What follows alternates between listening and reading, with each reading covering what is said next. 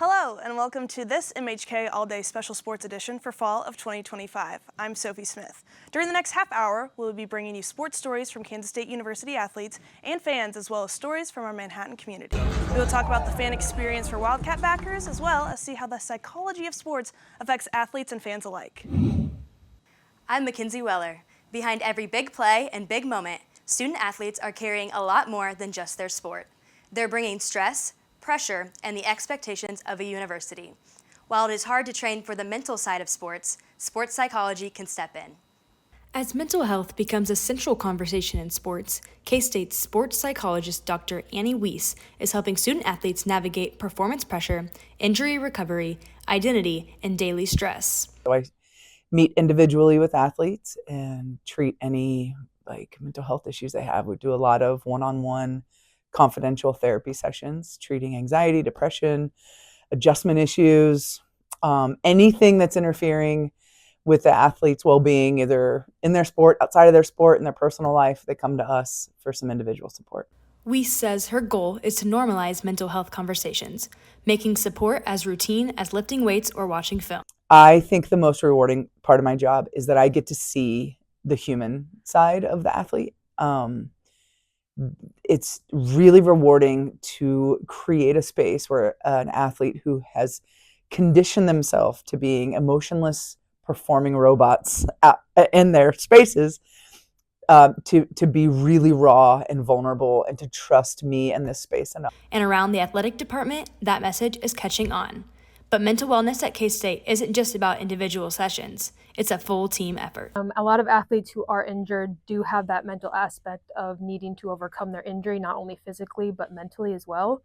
So I think they come hand in hand all the time. Just like there's a range of wellness with our physical health, there's a range of wellness with our emotional health. And our role here is to meet them wherever they are in that range.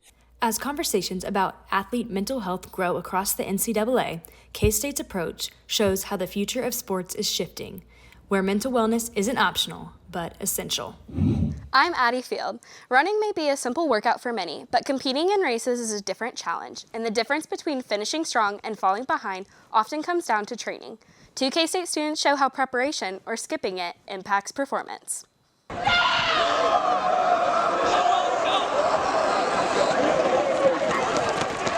At the K-State Homecoming 5K, runners took off across campus. Some prepared, others not. Freshman Brody DeGarmo signed up through his fraternity, but only done a few short jogs beforehand, and the race quickly revealed the cost of skipping a training plan. Definitely wasn't super confident. Just kind of went out there to have some fun. I got a lot more tired than I thought I would, so going into it, I wasn't prepared at all. Senior Ava Keller didn't run in the Homecoming 5K, but as an experienced distant runner who trains for long races, she knows just how much preparation starts long before race day. A few months, actually. We usually went to the gym every week. We would run probably 2 or 3 times a week, and then the other days it would be like lifting or cycling or something that would give us a little bit of a break from running. I feel like you can't just get up and go run long distance if you haven't been training for it. Watching better prepared runners finish ahead of him changed the way DeGarmo thought about training. Seeing other people succeed as they did definitely kind of pushed me to wonder how well I could have done with training, like you're saying. So seeing other people finish ahead of me, it'd be cool to see how fast I could get. Both runners agree that race day starts long before the starting line, and whether it's a 5K or a half marathon, they say the work they put in ahead of time is what makes the biggest difference. In Manhattan, Addie Field, Channel 8 News. I'm Bella Zarati. Here at K-State, intramural soccer is more than a game. It's where this group's chemistry comes from years of playing together throughout college. As they look to the spring season, they're determined to defend their title and keep making memories that will last a lifetime. That chemistry is exactly what set this team apart in last year's championship run. For Chris Velez and his 2 roommates, winning wasn't just about skill. It was the result of years of trust built on and off the field.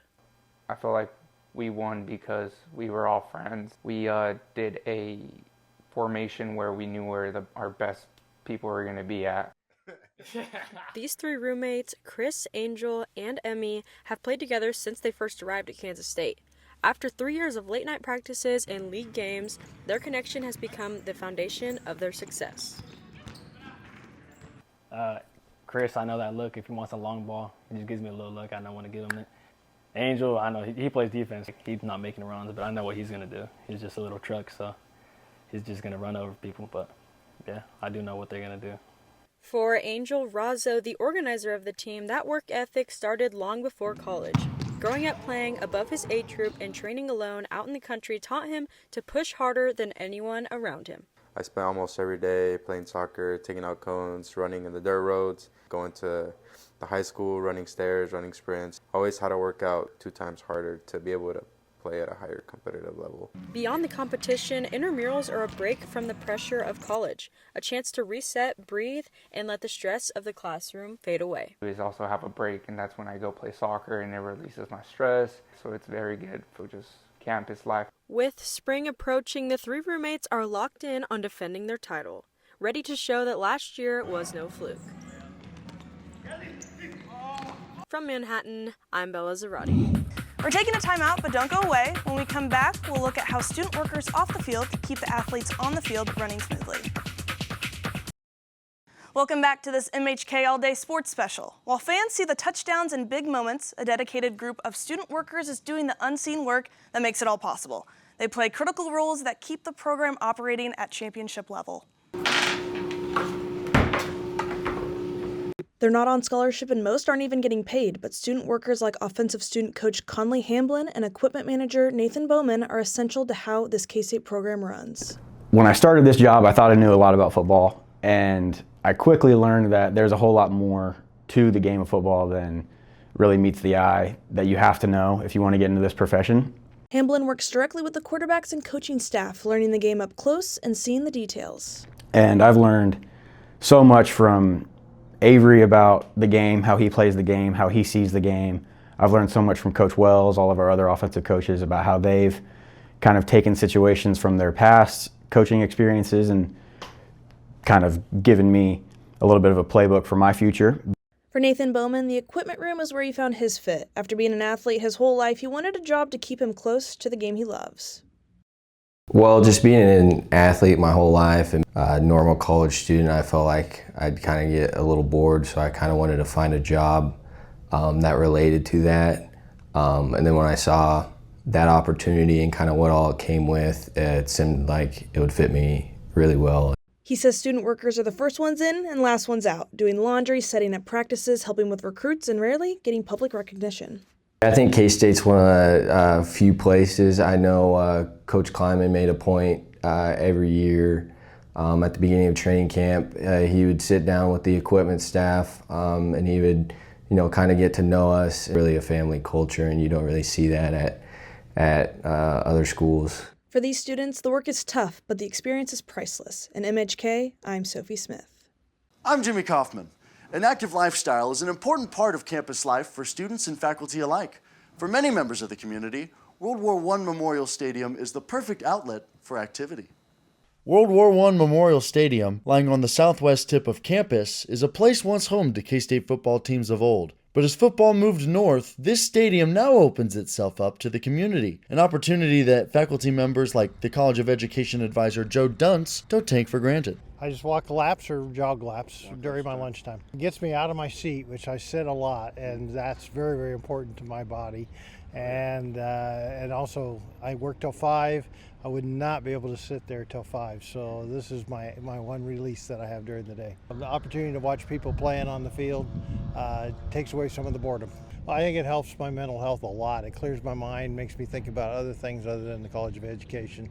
It just really makes my workout go quicker and my outlook for the day much more brighter. From catching to kicking and conversation, students like Charlie Davis find comfort and exercise in the fresh air and between classes. As a student, just having a space like this where we can go and blow off some steam after class and be active. It's great, and it's a beautiful stadium. I think it's great that they repurposed it into something like this. It just makes it overall just a more fun experience. If this was just like a turf square on the ground, I don't think it'd be quite as cool. Whether you're seeking exercise, silence, or a simple walk under the sun, Memorial Stadium offers every Wildcat a chance to find community and camaraderie every single day.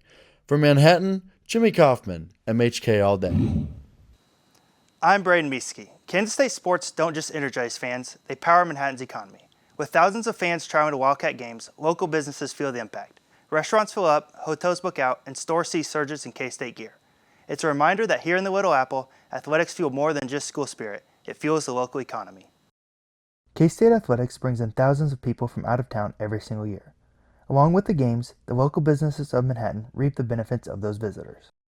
Bringing in the biggest events that take place in those communities on an annual basis. You've got typically 7 football games, and then some places basketball is bigger than others, some places baseball is bigger than others. We're primarily talking about the football games that are, significant events that have a significant economic impact on the community. Aggieville, a popular business district of Manhattan, sees a lot of visitors on game day weekend. Bars are often lined with people, and Kites and Tanner's Bar and Grill often have long wait lists of people wanting to get in. Stores in Aggieville are impacted as well. Places like Rally House that sell K-State apparel often see uptick in sales on game day.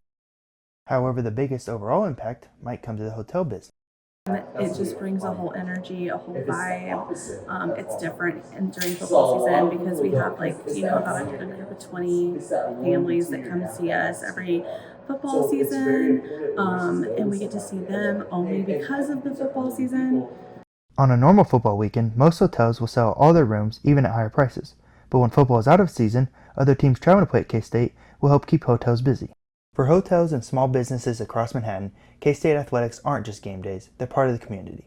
And as the Wildcats keep drawing big crowds, the city will keep on benefiting. Time for another pit stop. Coming up after the break, athletes are always trying to get the edge on the competition, and nutrition plays a big part in performance. We'll look at what athletes are doing to try to stay fit coming up.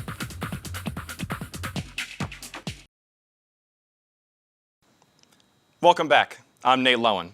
Whenever you flip on the channel or turn the dial for a game day, you get to witness lifelong athletes put their abilities on display. But what you don't see or hear may possibly be more important for every single matchup. For an athlete, a regular day in the office may look a little something like this. Or even this. And for those less lucky, this.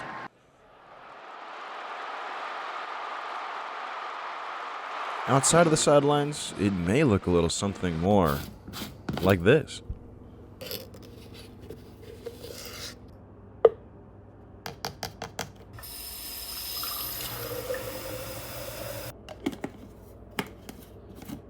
So what exactly is this? Creatine, helps promote, not only the muscle gain, but I think it also aids in the recovery process. And, our body does produce it. So it is something that our body, it's not a foreign substance to our body. Being able to do some things performance-wise that, number one, has been proven safe. Number two, if you do it correctly, can be a competitive advantage, for any athlete. I was at KU playing football.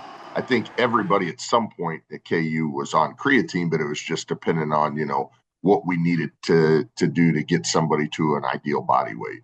With creatine naturally occurring in your body, an athlete would not flag a drug test. But how does the supplement fit into their daily nutrition? In the scheme of overall nutrition, I think if you're getting in your lean meats and then just low toxicity foods, whether it's mixed berries or asparagus, broccoli, get your fiber, avocado in there, I think you're going to be most of the way there. And most people would tell you creatine is pretty much a no-brainer these days anyway, for even someone who's just an older population who's getting up and just walking 30 minutes a day. It's good to have some creatine in your diet. In Manhattan, Nate Lowen, MHK All Day. I'm Gavin Hyatt. Engineering deadlines and video recording for the football team don't usually line up unless you make them. That's exactly what K-State junior Ryan Weirs does as he balances 2 demanding commitments in one college career.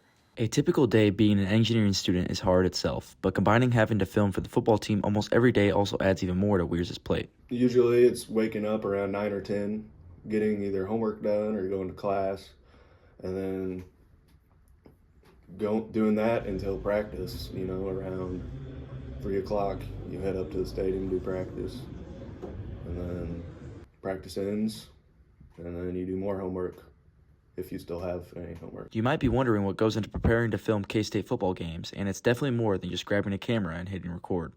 We get there a little bit earlier, so we get an early crew, which is about 4 hours before the game, and they set up the cameras. Everybody else comes in 2 hours before the game, and we go up and we eat, and then they get their highlight cameras because they do highlights on the field, and then the people that are actually shooting the game go up to their positions and shoot the game. And when it comes to explaining how Weirs pulls all of this off, one perspective sums it up perfectly. He's able to juggle it just because of how smart he is. He's naturally really gifted, and he's able to figure out stuff within engineering a little bit quicker than I would say most people. They may look like two totally different paths, but Ryan sees one major overlap between engineering and filming K-State football. In engineering, you're always problem solving and, pressured for time on exams and projects. It's the same thing in filming. The people on the field aren't gonna wait for you to troubleshoot your camera. So you gotta, act fastly, you gotta problem solve on the spot, and get it figured out. In Manhattan, Gavin Hyatt, MHK All Day.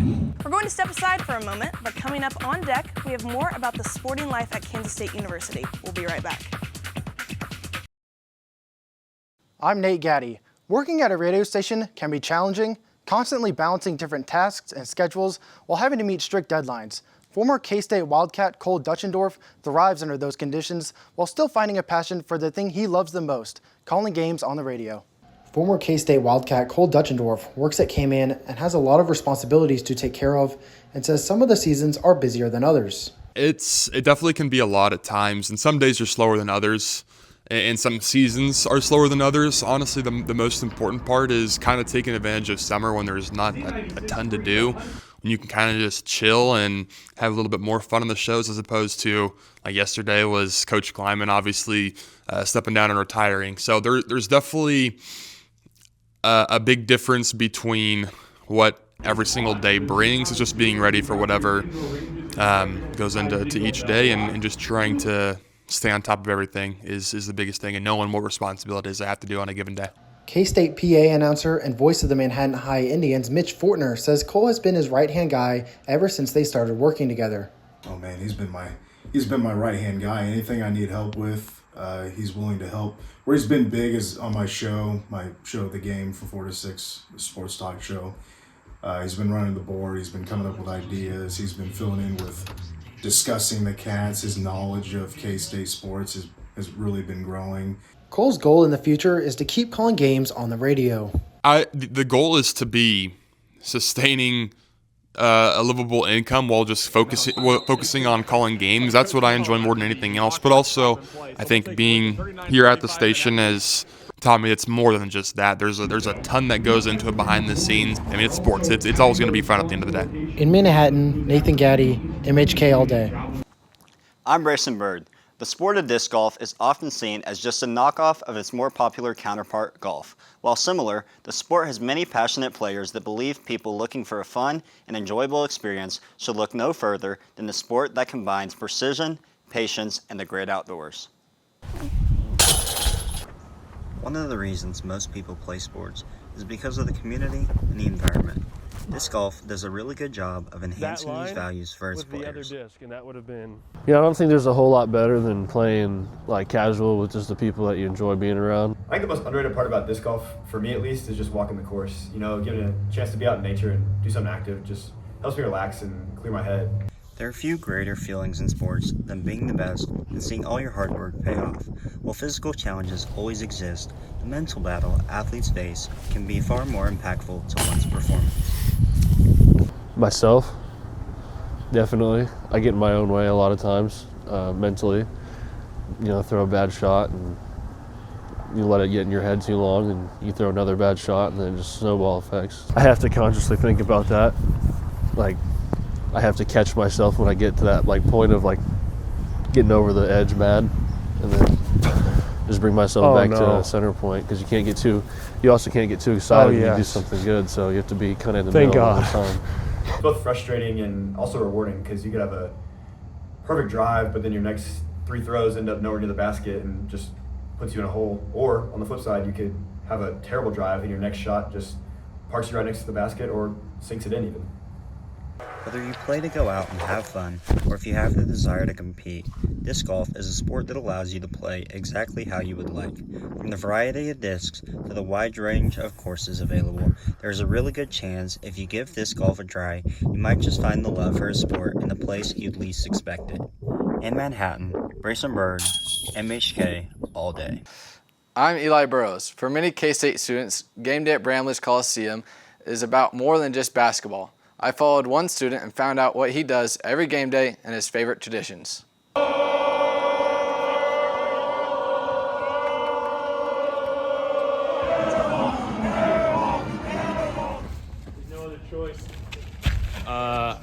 To be honest, these goofballs low-key just bring me along every single time. And I wouldn't be willing to do this if it weren't for them. So being able to find people that are willing to just be committed to the sport as well as just like K-State is just awesome.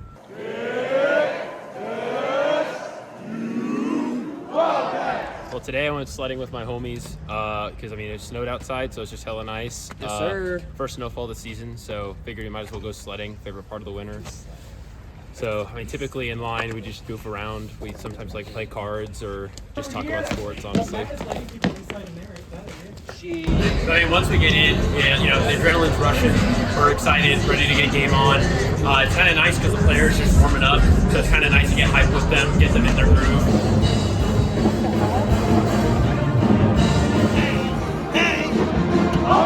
Once we get in, we grab that newspaper, we rush down.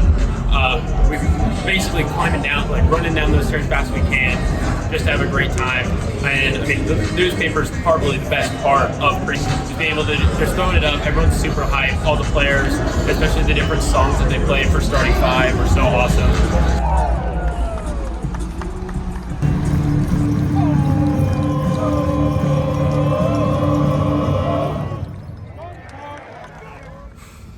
Probably Wabash Cannonball. I love Wabash. Wabash is so fun. There's just nothing better than that. That will do it for our MHK All-Day Sports Special for 2025. Thanks for watching, and we hope you enjoyed this special look into the lives of K-State athletes, sports workers, and fans. I'm Sophie Smith, and we'll see you next time.